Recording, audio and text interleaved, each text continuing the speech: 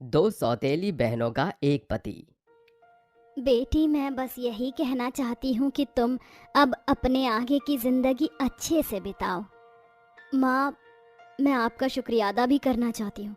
मैं आपकी सौतेली बेटी हूँ, फिर भी आपने कभी माँ के प्यार में कमी नहीं छोड़ी। अरे पगली, तू कैसी बातें कर रही है? तू मेरी ही बेटी है और तू जानती है ना, मैंने तेरे पिता को तेरी जिम्मेवारी का वचन दिया था। उनका वचन आज मैंने निभाया। उनकी आत्मा को आज शांति मिली होगी। अगर तेरे पिता हमारे साथ होते तो बहुत खुश होते तुझे दुल्हन के जोड़े में देखकर। ये सुनकर सोनाली रोने लगती है। बस करो सोनाली, तुम्हें रोने की जरूरत नहीं है। अच्छा माँ जी, अब मैं सोनाली को अपने घर ले जाता हूँ, नहीं तो आप दोनों माँ बेटी ऐसे ही एक दूसरे को देखकर रोती रहोगी।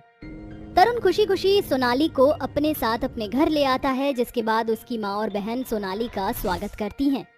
आओ बहू, अंदर आओ, तुम्हारा स्वागत है इस घर में। अरे ऐसे कैसे? पहले मेरे नेक के पैसे तो दो मुझे, उसके बाद आप दोनों अंदर आना।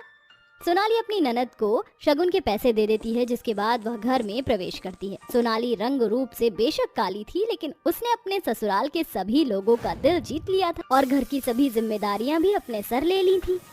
ऐसे ही काफी दिन बीतने के बाद अमेरिका से उसकी छोटी बहन दीप्ति उससे मिलने आती है। अरे दीदी, कितने दिनों बाद मैं आपको देख रही हूँ। आप तो काफी बदल गई हो और शादी के बाद तो आप अच्छी लग रही हो। दीप्ति बहुत सुंदर थी। सोनाली के घर वाले दीप्ति को देखते ही रह जाते। वहीं जब तरुण पहली दफा दीप्ति को अपने सामने देखता है, उसकी नजर दीप्ति के चेहरे से हटती ही नहीं। ये कौन है? इससे मिलिए, ये मेरी प्यारी छोटी बहन। अरे बहन नहीं, ये तो पूरा आग का शोला है। कितनी गोरी है ये लड़की। सोनाली को देखने के बाद घर के सभी सदस्य अपने मन ही मन सोचने लगते हैं, अरे बताओ तो सही, इतनी खूबसूरत लड़की को इन्होंने कहाँ छुपा रखा था। काश ये मेरी भाभी होती। हाय, ये कितनी सुंदर है और इन छोटे कपड़ों में तो ये और भी प्यारी लग रही है। तभी सोनाली बोल पड़ती है, क्या हुआ आप सभी अचानक से चुप क्यों हो गए? अरे कुछ नहीं, बस तुम्हारी बहन तुमसे मिलती ही नहीं है। एक काली रात तो एक उजाला है, अब ऐसे में हर कोई कंफ्यूज हो जाएगा। क्यों बहू, कुछ गलत तो नहीं कहा ना मैंने? सोनाली को ये सुनकर थोड़ा अजीब लगता है। हाँ माँ जी, सही कहा आपने। लगता है कि मेरा जादू यहाँ सब पर चल ही गया। अब मैं अपनी बहन के घर को बर्बाद करके ही रहूंगी। वैसे भी इस चुड़ैल की बच्ची ने मेरी माँ से हमेशा मेरा प्यार छीना है, अब मैं इसके हिस्से का सारा प्यार छीन लूंगी। अच्छा बहन, तुम थक गई होगी, चलो मैं तुम्हें तुम्हारे कमरे में लेकर चलती हूँ। तुम अच्छे से वहाँ पर फ्रेश हो जाना। सोनाली अपने कमरे के बराबर वाला कमरा अपनी छोटी बहन को दे देती है। अच्छा बहन, अगर तुम्हें मेरी या किसी भी चीज़ की ज़रूरत हो तो मुझे बुला लेना, मैं तुम्हारे बराबर वाले कमरे में ही हूँ। अब मैं यहाँ से चलती हूँ, तुम आराम कर लो। ऐसा कहने के बाद सोनाली रसोई में काम करने के लिए चली जाती है और उसके जाते ही दीप्ति जोर जोर से हंसने लगती है। अरे वाह, ये तो नहले पे दहला हो गया, जो मुझे मेरी बहन के कमरे के बराबर वाला कमरा मिल गया।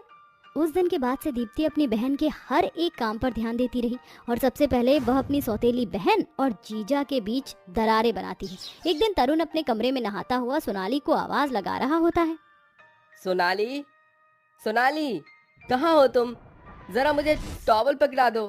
दीप्ति उसकी आवाज सुनते ही उसके कमरे में जाकर टॉवल तरुण को पकड़ाने लगती है। तरुण अपनी पत्नी सोनाली को समझकर दीप्ति का हाथ पकड़कर उसे वॉशरूम में खींच लेता है। अरे ये क्या, तुम यहाँ क्या कर रही हो?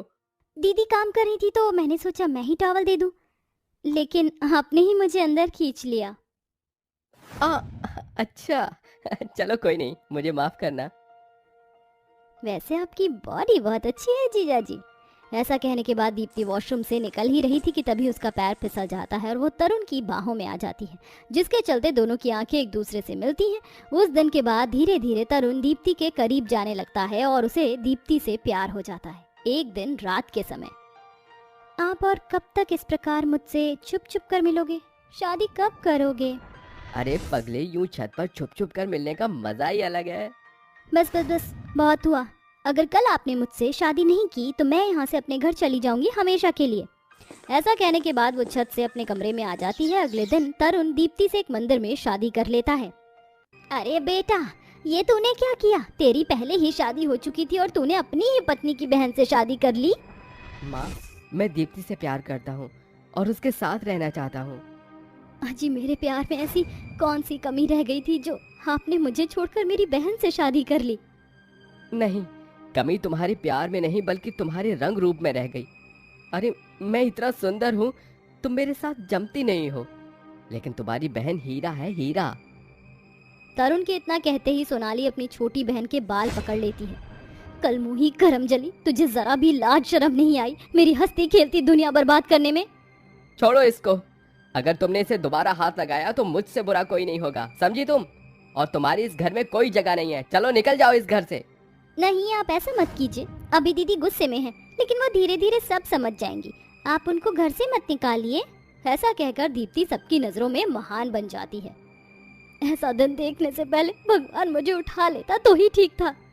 सोनाली रोते हुए अपने कमरे में चली जाती है। कुछ ही देर में तरुण दीप्ति को लेकर कमरे में आ जाता है और सोनाली से कहता है, आज से ये कमरा मेरा और दीप्ति का है, तुम दीप्ति के कमरे में रह लो। ना चाहते हुए भी सोनाली को अपनी छोटी बहन के कमरे में जाना पड़ता है। हे भगवान, तू ये मुझसे किस जन्म का बदला ले रहा है? आखिर मैंने ऐसा क्या किया है? एक ही घर में सोनाली अपने पति और अपनी सौतेली बहन, जो कि अब उसकी सौतन बन गई थी, ये सब देखकर वो अंदर ही अंदर घुटने लगती है। वहीं दूसरी तरफ दीप्ति अपने रंग ढंग दिखाने लगती है। उसके अमेरिकी शौक जैसे लेट नाइट पार्टी करना, रात भर घर से बाहर रहना, बेवजह तरुण का पैसा खर्च करना, ये सब देखकर दुर्गा तरुण से कहती है, बेटा प्यार में इतना भी अंधा मत हो कि तू अपनी ही आंखों पर पट्टी बांध ले। माँ, मैं ज्योति के खिलाफ एक शब्द नहीं सुनना चाहता।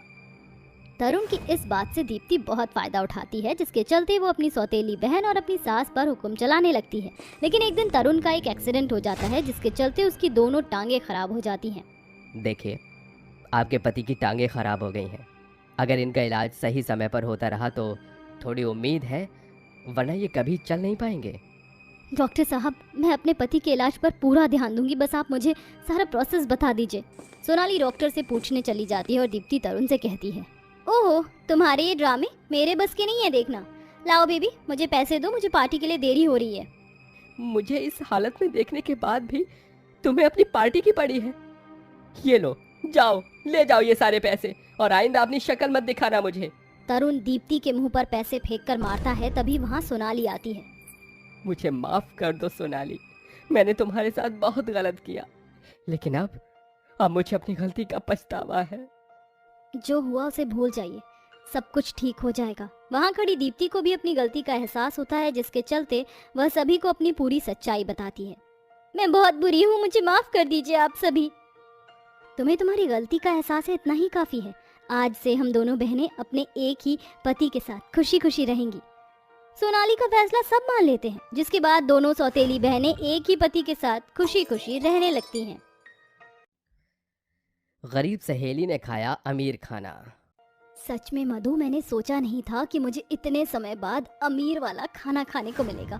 मुझे ही नहीं बल्कि मेरे परिवार को भी। अरे ऐसे कहकर तू मुझे शर्मिंदा क्यों कर रही है? आखिर तू मेरी सहेली है, तेरे लिए तो जान भी हाजिर है। ये अमीर वाला खाना क्या चीज है? मौसी मुझे पिज्जा मिल सकता है? हाँ बेटा, पिज्जा, बर्गर, चाउमीन, पैटीज, जो खाना है वो खाओ। बबीता, तुम्हारी सहेली और उनके पति बहुत अच्छे हैं, शुक्रिया हमारी मदद करने के लिए। अरे भाई साहब, आप चिंता मत कीजिए, आपकी तबीयत भी ठीक हो जाएगी और आपके घर के हालात भी। आखिर ये सब क्या था? क्या उनके घर में इतनी दरिद्रगी आ गई थी कि बबीता को अपनी सहेली के घर पर अमीर वाला खाना खाने के लिए आना पड़ा? आखिर ऐसे भी क्या परिस्थिति घटी थी जिसके बारे में श्रवण जिक्र कर रहा था? आइए पूरी बात जानने के लिए कहानी में कुछ समय पीछे चलते हैं। बबीता का 6 साल का बेटा प्रीतम था, जिसने स्कूल जाना शुरू किया था। वहीं श्रवण एक फैक्ट्री में सामान उठाने का काम करता था। ऐसे ही एक दिन वह बहुत भारी सामान उठाकर ला रहा था कि थकान की वजह से उसके हाथ से सामान गिर जाता है। ये देखकर मालिक कहता है, अरे ओ निकम्मे श्रवण, ठीक से काम न कर सके हैं के? अगर तूने हमारा कोई नुकसान किया या कोई सामान टूटा तो उसकी भरपाई थारे पगार से करूंगा मैं। माफ कीजिए मालिक, वो गलती से सामान हाथ से फिसल गया। अरे अगर मैंने तेरी पगार देनी गलती से बंद कर दी ना तो तेरा घर चल नहीं पाएगा, तो ऐसे बहाने हमारे सामने न कर। माफ कीजिएगा मालिक, अब ऐसा नहीं होगा। ऐसा कहकर श्रवण वो सामान उठाकर नीचे की ओर रखने जाता है। सुबह से शाम तक वो अपने परिवार को पालने के लिए मेहनत मजदूरी करता था। जब पगार देने का समय आता तो महेश कहता, अरे ये तो मेरी ओर ही आ रहा है, अब अपने पैसे मांगेगा, लेकिन मैं इसे कुछ नहीं दूंगा, डांट कर इसको निकाल देता हूँ। मालिक जी, पगार दे दीजिए, मुझे घर जल्दी लौटना है। वो क्या है ना, घर में खाने के लिए कुछ नहीं है, तो कुछ खरीद लूंगा तो, और कल मुझे अपने बेटे के स्कूल में फीस भी जमा करानी है। अच्छा, तो मैं क्या करूं? हाँ, मुझे क्यों बता रहा है ये सब? मैं तेरा मालिक हूँ या तू मेरा मालिक है जो मुझ पर ऑर्डर कर रहा है? हाँ, अरे हाँ, तूने मेरा कुछ सामान गिराया था और तू लेट भी आता था, इसलिए मैंने तेरे पैसे काट लिए हैं, जिसके बाद तेरी पगार के 400 ही बचे हैं। इसे ले और चलता बन, आज के बाद मेरे पास कभी मत आना। ये सुनकर श्रवण के पैरों तले जमीन खिसक जाती। वो अपने मालिक के सामने गिड़गिड़ाते हुए कहता है, मालिक, मालिक, मैं आपके आगे हाथ पैर जोड़ रहा हूँ, मेरे साथ ऐसा मत कीजिए। आप जानते हैं मेरे घर पर बहुत परेशानियां हैं, कृपा करके आधी पगार ही दे दीजिए मालिक। श्रवण अपने मालिक के सामने बहुत गिड़गिड़ाता है, लेकिन उसे कोई दया नहीं आती और उसे भगा देता है। घर जाते वक्त श्रवण के दिमाग में घर की जिम्मेदारी, बच्चे की स्कूल की फीस, हर चीज की परेशानी उभरने लगती है, जिस बात से वह बचे हुए पैसों से थोड़ा राशन घर ले आता है। राशन देखकर बबीता खुशी से कहती है, अरे लगता है आप राशन ले आए हैं, पगार मिल गई है। अच्छा, मैं कह रही थी कि मेरी चप्पल टूट गई है, नंगे पाँव कुएं से पानी लेने जाती हूँ तो पैर जल जाते हैं, मुझे आज चप्पल दिला देना और प्रीतम के स्कूल की फीस भी दे देना, इसकी मैडम डांट रही थी। और हाँ, मैं आपके लिए मटर पनीर बनाऊंगी आज, बहुत दिनों बाद पैसे आए हैं। बस बंद करो बबीता ये सब, मेरे पास कोई पैसे नहीं है और मेरी नौकरी छूट गई है। प्रीतम के स्कूल की फीस देने के लिए भी मेरे पास पैसे नहीं है। मेरे मालिक ने मुझे चंद पैसे देकर निकाल दिया, जिससे हम सिर्फ कुछ ही दिन खाना खा पाएंगे। ये आप क्या कह रही हैं? आपको नौकरी से क्यों निकाल दिया? अब हमारे घर का खर्चा कैसे चलेगा? ये सुनकर मेरी हालत खराब है तो आपका क्या हाल हो रहा होगा। तभी खुशी से उसका बेटा उछलते हुए आकर श्रवण के गले लग जाता है। पापा, पापा, आप आ गए, मेरे लिए कुछ लेकर आए? बेटा, मेरे पास पैसे नहीं है। हाँ हाँ, 5 रुपए बचे हैं। ठीक है पापा, मैं इसकी आइसक्रीम ले आता हूँ। कुछ देर बाद बबीता खाना बनाती है तो वहीं टेंशन के मारे श्रवण और बबीता से खाना नहीं खाया जाता, पर जबरदस्ती खाते हैं। 2-4 दिन में सारा राशन खत्म हो जाता है। घर में अब एक फूटी कौड़ी पैसा नहीं था। वहीं श्रवण नौकरी की तलाश में रोज भटक रहा था। एक सुबह प्रीतम स्कूल से वापस लौट कर आ जाता है। अरे बेटा, तू वापस कैसे आ गया? तुझे तो स्कूल में अभी आधा घंटा भी नहीं बीता होगा। माँ, स्कूल वाली मैडम ने मुझे कहा कि तेरे पास फीस नहीं है, इसलिए आज के बाद तुझे स्कूल में पढ़ने की कोई जरूरत नहीं है। भगवान, मेरे बच्चे को स्कूल से निकाल दिया, अब मुझे कहीं दूर नौकरी की तलाश में जाना होगा। अरे बबीता, मैं आता हूँ। भूखे पेट श्रवण काम की तलाश में जाता है कि एक बाइक वाला उसको टक्कर मारकर चला जाता है, जिससे श्रवण जख्मी हो जाता है। आसपास के लोग उसकी मरहम पट्टी करवाकर घर भेज देते हैं। अपने पति की ऐसी हालत देखकर बबीता बहुत परेशान होती है। हे भगवान, हमसे ऐसी कौन सी गलती हो गई जिसकी ऐसी सजा मिल रही है? मेरा बेटा स्कूल से निकाल दिया गया, घर में खाने के लिए कुछ नहीं है और उनकी तबीयत भी खराब हो गई। अब घर कैसे चलेगा? सहारा दो भगवान। माँ, बहुत दिन हो गए, मुझे भी अमीर वाला खाना खाना है। वो बंटी और अमित है ना, वो मुझे बर्गर, चाउमीन, पिज्ज़ा दिखाकर चिढ़ा रहे थे। माँ, पापा को बोलो मुझे ये खाना खिलाएं। बेटा, तुझे पता है ना पापा की तबीयत भी खराब है, कुछ दिन सब्र कर। घर में खाने के लिए कुछ नहीं है, मुझे ही काम की तलाश करनी होगी। बेटा, तू पापा का ख्याल रखना, मैं काम का पता करके आती हूँ, कहीं जाना मत। ठीक है माँ। ऐसा कहकर बबीता काम की तलाश में धूप में भटकने लगती है। जहाँ वह परचून की दुकान पर या किसी के घर नौकरानी बनने का काम पूछती और हर जगह से उसे ना सुनने को मिलता है। हे भगवान, अभी तक मुझे कोई काम नहीं मिला, छोटा मोटा काम ही दिला दो जिससे कुछ सहारा हो जाए, प्यास भी लग रही है। ऐसा कहकर बबीता प्यासी चलने लगती है। वो चकरा कर गिरने वाली होती है कि सामने से गाड़ी में बैठी हुई मधु उसे देखकर आती है और संभाल लेती है। बबीता, बबीता देख पे तेरी सहेली मधु, ये तूने अपना क्या हाल बना रखा है, उठ। मधु, तू? ये सुनकर मधु बबीता को घर ले आती है और उसे जूस पिलाती है। तू ठीक तो है ना? ये क्या हाल बनाया है तूने? कहाँ जा रही थी अपनी सुध-बुध खोकर?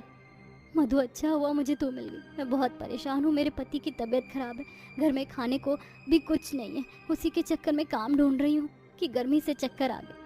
पर तू यहाँ कैसे? हमने यहाँ की तरफ नया घर लिया है तो हम रहने आए हैं।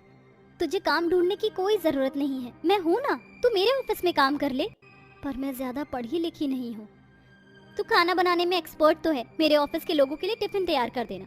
और जहाँ तक जीजू की बात है तो उनकी भी मैं नौकरी लगवा दूंगी। राहुल, आप जीजू के लिए कोई काम देख लेना। अच्छा सुन, जीजू और मेरे बच्चे को यहाँ पर लिया, इतने दिनों बाद मिले हैं, एक जश्न रखना चाहती हूँ। ठीक है। जाते वक्त मधु उसके हाथ पर थोड़े से पैसे रख देती है, जिससे बबीता अपने पति का अच्छे से इलाज कराती है। फिर कुछ दिनों बाद वह अपने बेटे और श्रवण को लेकर उसके घर पहुंचती है, जहां वह सभी एक साथ बैठकर अच्छे से खाना खाते हैं। और प्रीतम कहता है, अरे वाह मौसी, इतना अच्छा अमीर वाला खाना तो मैंने बहुत दिन बाद खाया है, थैंक यू। बबीता, तुम्हारी सहेली और उनके पति बहुत अच्छे हैं, शुक्रिया हमारी मदद करने के लिए। अरे बस कीजिए, हम सब दोस्त हैं, तो शुक्रिया वाली कोई बात नहीं है, और जल्दी ही आप ठीक हो जाएंगे। इस तरह सभी एक साथ खाना खाते हैं और बबीता के गरीब परिवार का अमीर खाना खाने का सपना भी पूरा हो जाता है। कुछ दिन बाद वह अपनी सहेली की कंपनी में सबके लिए टिफिन तैयार करके देती है, तो वहीं श्रवण पियून का काम करता है, जिसके बाद धीरे धीरे उनके घर की सारी स्थिति ठीक हो जाती है और प्रीतम अच्छे स्कूल में जाता है। अंजना अपने दोनों बेटों धीरज और पवन की शादी एक साथ कर देती है। धीरज की शादी गोरी लड़की शेफाली से हुई थी, जबकि पवन की शादी काली लड़की कावेरी से हो जाती है। अंजना एक साथ दोनों का गृह प्रवेश करती है तो शेफाली कहती है, ओहो, ये काली सी मेरी देवरानी है क्या? माँ जी, अरे आप कोई मेरी तरह ही चांद का टुकड़ा ले आते, जिससे मैं खूब सारी बातें करती। अब ये काली देवरानी से कैसे बात बनेगी मेरी? अब क्या कर कोल्ड हूँ, मैंने तो तेरी जैसी बहुत लड़कियां ढूंढी, लेकिन कोई मिली ही नहीं। फिर इसके सर्वगुण संपन्न संस्कार देखकर मैंने अपने बेटे की शादी इसी से कर दी। भला हो माँ जी आपका। मेरे कालेपन में ऐसा भी क्या है जो शेफाली दीदी मुझे अपनी देवरानी नहीं मान सकती? ये तो कोई बात नहीं हुई। लो, काली बहू ने कदम रखे नहीं कि उसकी जुबान चलनी शुरू हो गई। लगता है अब ऐसे ही करेगी। माँ, कावेरी के कहने का ये मतलब नहीं था। आप बात को कहाँ से कहाँ ले जा रही हो? हाँ, एक काम करते हैं, हम सब अंदर चलते हैं, ठीक है? देखा माँ जी आपने, देवर जी तो अभी से ही देवरानी के पल्लू में बंध गए हैं, उनका साथ दे रहे हैं। देख रही हूँ सब, मुझे और कोई बहस नहीं करनी। चलो सब अपने कमरे में जाकर आराम करो। ऐसा कहकर अंजना और सभी अपने अपने कमरे में चले जाते हैं। अगली सुबह दोनों नई नवेली दुल्हन तैयार होकर सास के पैर छूती है तो अंजना कहती है, अरे अरे ओ काली बहू, तू तो मुझसे दूर रह, पता चले तेरे छूते ही मैं भी काली हो जाऊं। और थोड़ा तो मेकअप वगैरह कर लिया कर, वैसे भी भूतनी जैसी शक्ल की है। मैं तो डर जाती हूँ, तो बाकी लोगों का क्या होगा? बिल्कुल सही बोला माँ जी आपने, पर मैं ये सोच रही थी अगर ये मेकअप कर भी लेगी तो क्या पता ये ऐसी ही रहे, इतनी काली है कि लगाया हुआ पाउडर भी ना दिखे। शेफाली दीदी, आप भी ऐसी बातें कर रही हैं। पता नहीं मैंने ऐसा कौन सा पाप कर दिया जो आप मेरे साथ ऐसा बर्ताव कर रहे हैं। हमारे सीने में भी दिल ही होता है, पत्थर नहीं। और माँ जी, मुझे तो यकीन ही नहीं हो रहा, पवन जी आपके ही बेटे हैं ना? वो तो मेरे बारे में ऐसा नहीं सोचते, इतने अच्छे हैं, तो आपके मन में मुझे लेकर इतनी कड़वाहट क्यों है? वो बेचारा तो इसलिए तुझे अपना रहा है क्योंकि मुझसे प्यार करता है। मैंने ही उसकी तुझसे शादी कराकर उसकी किस्मत फोड़ दी, इसीलिए वो अपनी माँ की बात मान रहा है, तुझे अपना रहा है। लेकिन अब जब तू मेरे सामने रहती है तो कड़वाहट तो आएगी ही। मेरी अच्छी बहू तो मेरे लिए शेफाली ही है। मुझे अच्छा नहीं लगता माँ जी, मैं भी आपका प्यार चाहती हूँ, और शायद एक दिन वो जरूर आएगा कि आप मुझे काला बोलना छोड़ देंगी और दिल से अपनाएंगी। ख्वाबों में देवरानी जी, ख्वाबों में। अच्छा, अगर मैं आपको छू नहीं सकती तो मेरा बनाया हुआ खाना भी आप नहीं खाएंगे, शायद ये ठीक है। तो शेफाली दीदी, आप ही सबका खाना बना देना, मुझे खाना बनाने की क्या जरूरत? क्या माँ जी, मैं अकेले घर का काम नहीं करूँगी, मैं कोई नौकरानी नहीं हूँ, इतना गोरा रंग लेकर घर का काम थोड़ी करूँगी। अरे चुप करो तुम दोनों, जाओ जाकर खाना बनाओ, साथ में खा लेंगे हम। ये सुनते ही दोनों बहू जाकर रसोई में अपनी पहली रसोई का खाना बनाती है, जिसे सब लोग खाते हैं। फिर उन्हें शगुन देते हैं। वक्त गुजरता है। अंजना अपनी गोरी बहू और काली बहू में हमेशा फर्क करती है। काली बहू से हमेशा ज्यादा काम कराती है, उसे जली कटी सुनाती है। देखते ही देखते दोनों एक साथ गर्भवती हो जाती है, जिसमें अंजना शेफाली बहू का ज्यादा ख्याल रखती है और काली बहू से काम ही करवाती रहती है। ऐसे ही एक दिन पवन अपनी पत्नी के लिए मेवा लेकर आता है और अपनी माँ को देता है। माँ, ये मैं कुछ मेवे लेकर आया हूँ, आप एक काम कीजिए, शेफाली और कावेरी को एक एक टाइम ज़रूर खिलाइए। ठीक है, मैं खिला दूंगी। ये कहकर पवन चला जाता है। फिर अंजना मेवे ज़्यादा से ज़्यादा गोरी बहू को खिला देती है और काली बहू को कहती है, ले बहू, रोज तुझे 4-5 काजू बादाम खाने हैं, ठीक है? जी माँ जी। माँ जी, अब तो 5वां महीना चल रहा है। मैं डॉक्टर के पास चेकअप के लिए 2 महीने से नहीं गई। आप लेकर चलिए ना, इसलिए पिछली आप दीदी को ही लेकर गई थी। अभी क्यों जाना है डॉक्टर के पास? क्या जरूरी है? तू ठीक है, हष्ट पुष्ट है। वैसे भी घर का काम करेगी तो बच्चा और तू सेहतमंद रहेगी। उसको तकलीफ होती है, इसीलिए हॉस्पिटल ले जाती हूँ। तुझे क्या जरूरत है? जाकर कपड़े धो। ये सुनकर कावेरी बड़ी मुश्किल से कपड़े धोने के लिए सहारा लेकर बैठती है और कहती है, माँ जी बिल्कुल भी नहीं सुधरी। पता नहीं वो मुझे इस तरह ट्रीट क्यों करती है। मेरे कालेपन की सजा मेरे बच्चे को क्यों दे रही है? वो जैसे तैसे कपड़े धो लेती है तो उसे पेट में कुछ दर्द सा महसूस होता है, लेकिन वो किसी से कुछ नहीं कहती। फिर अंजना बड़े प्यार के साथ मेवे वाले लड्डू बनाकर शेफाली को खिलाती है और कहती है, ये लड्डू खा ले और रोज तुझे 2 खाने हैं। इससे बच्चा स्वस्थ होगा और गोरा होगा। खास मैंने तेरे लिए बनाया है। शुक्रिया माँ जी, आप मेरा कितना ख्याल रखती हैं। मेरे पाँव में थोड़ा दर्द हो रहा है और मैं झुक नहीं सकती। क्या आप मेरे पैर दबा देंगी? हाँ ठीक है बहू। ये कहकर अंजना अपनी गोरी बहू के पैर दबाती है और ये होता हुआ कावेरी देखकर बहुत रोती है। दोनों का अब 9वां महीना चल रहा था। कावेरी को काम करने में चलने में बहुत तकलीफ होती थी। वहीं दूसरी ओर अंजना अपनी गोरी बहू से कोई भी काम नहीं करवाती थी। वो हमेशा सिर्फ सोती रहती थी और खाती थी। शेफाली सोकर उठती है तो दर्द से चिल्लाने लगती है। तभी सास आकर कहती है, अरे शेफाली बहू, लगता है डिलीवरी होने वाली है। बहुत दर्द हो रहा है। माँ जी मुझे बहुत दर्द हो रहा है, जल्दी से हॉस्पिटल चलिए। दीदी आप फिक्र मत कीजिए, मैं एम्बुलेंस को कॉल करती हूँ। तभी घर के सभी सदस्य शेफाली और कावेरी को लेकर एम्बुलेंस से हॉस्पिटल जाते हैं, जहां कुछ देर बाद शेफाली को प्रीमेच्योर बच्चा होता है। ये सुनकर सास कहती है, क्या डॉक्टर साहब, आप ये क्या कह रहे हैं? मैंने तो अपनी बहू का बहुत ख्याल रखा है। मैं चेकअप करवाने भी लाती थी और उसे मैंने ताकत की चीजें खिलाई है। फिर ये सब कैसे? सिर्फ खाने पीने से ही कुछ नहीं होता। क्या इन्होंने कोई एक्सरसाइज वगैरह की थी? अगर नहीं की थी तो उसी वजह से बच्चे पर ये असर हुआ है। अब ये बच्चा 2 महीने तक शीशे में ही रहेगा। माँ जी आप फिक्र मत कीजिए, मैं दीदी के बच्चे का इतना ख्याल रखूंगी कि वो ठीक हो जाएगा। नर्स, क्विकली इन्हें वार्ड में शिफ्ट करो।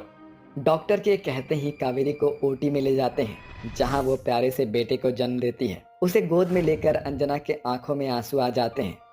बहू, मैंने तेरे साथ कितना गलत किया। तुझे कितनी बार तो काला बोला, तेरा ख्याल भी नहीं रखा। उसके बावजूद भी तूने इतने प्यारे पोते को जन्म दिया। आज मुझे पछतावा हो रहा है। शेफाली बहू का इतना ख्याल रखा कि मैंने उसे कुछ काम करने नहीं दिया, जिससे उसकी ताकत नहीं बनी और उसका बच्चा कमजोर हुआ। मुझे माफ कर दे बहू, मुझे माफ कर दे। माँ जी, जो हो गया सो हो गया, मैंने सब भुला दिया। अब तो मैं बस जेठानी जी के बच्चे का ख्याल रखूंगी, ताकि उसे ज्यादा दिन ऑब्जर्वेशन में ना रहना पड़े। इस तरह सब कुछ ठीक हो जाता है। कावेरी अगले दिन घर पहुंच जाती है, जहां सास उसका ख्याल रखती है। फिर अंजना हॉस्पिटल जाकर शेफाली और उसके बच्चे का ख्याल रखती है। शेफाली को फ्रूट्स खिलाती है। 15 दिन बाद शेफाली भी घर आ जाती है, जहां वो कावेरी से माफी मांगती है। फिर अंजना कावेरी और शेफाली के बच्चों का ख्याल रखती है और अपने दोनों पोता पोती को गोद में लेकर खेलती है। अरे देखो देखो, मेरी दोनों बहू का ससुराल में पहला बच्चा हुआ है। मैं अपने पोता पोती का बहुत ख्याल रखूंगी और जश्न मनाऊंगी। माँ, देखो दोनों बच्चे कितना खुश हैं और कावेरी ने स्वीटू की मालिश करके उसे कितना तंदुरुस्त बना रखा है। हाँ बेटा। कुछ दिनों में अंजना अपने पोता पोती का अच्छे से जश्न मनाती है और सभी लोग खुशी खुशी रहने लगते हैं।